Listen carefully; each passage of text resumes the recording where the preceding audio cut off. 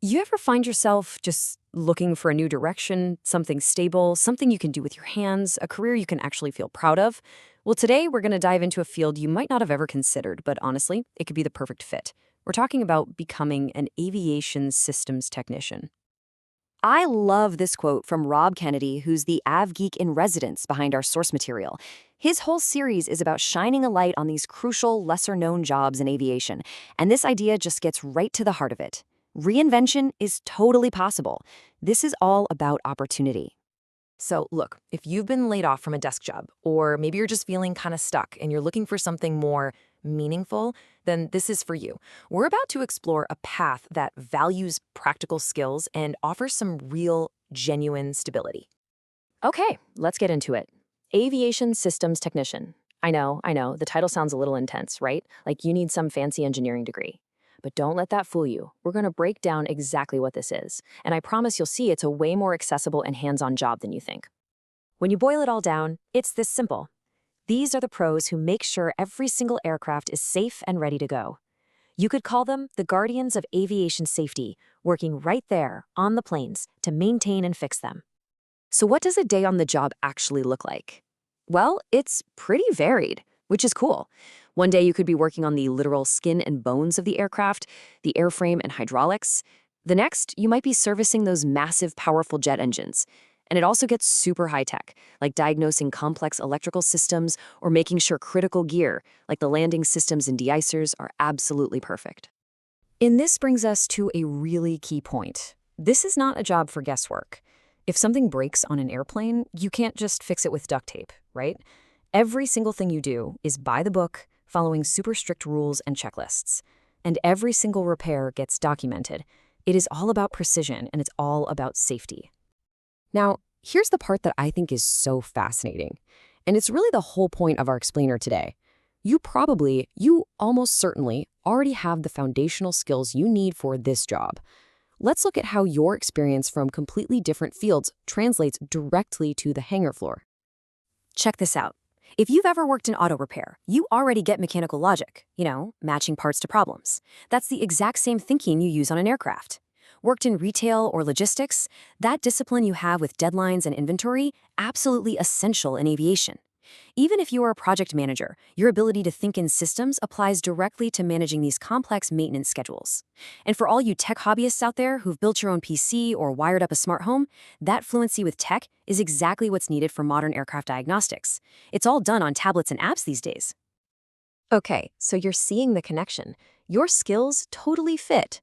So the next question is obvious. How in the world do I actually get started?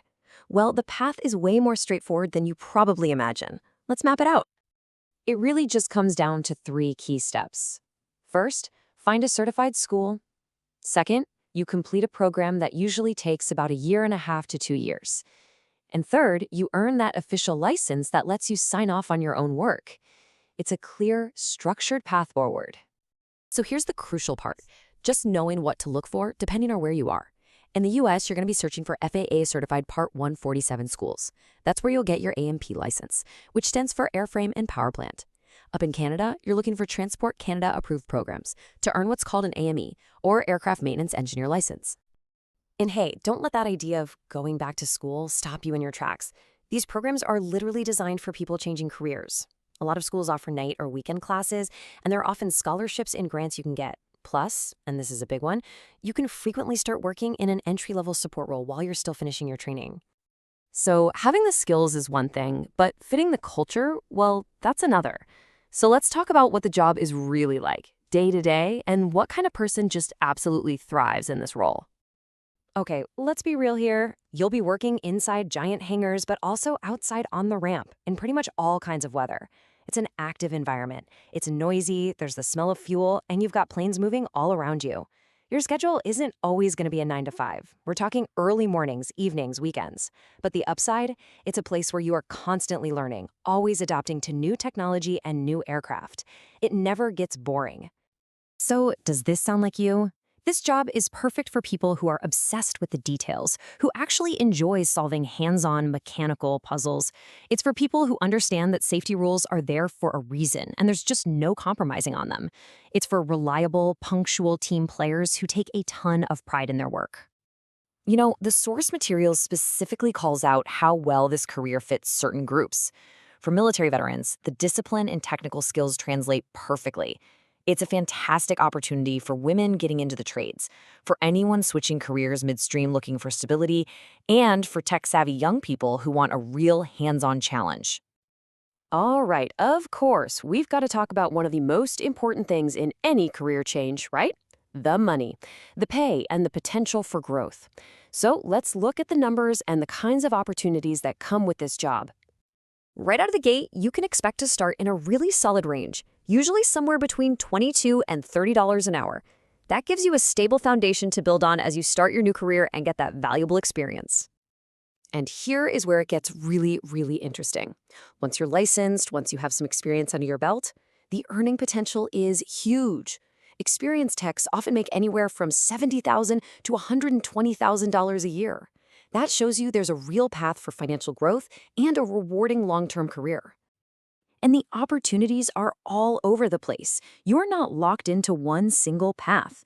You could work for the major commercial airlines, smaller outfits called FBOs that service private jets, these huge maintenance and repair organizations known as MROs, government contractors, or even the companies that actually build the planes. The industry is just massive.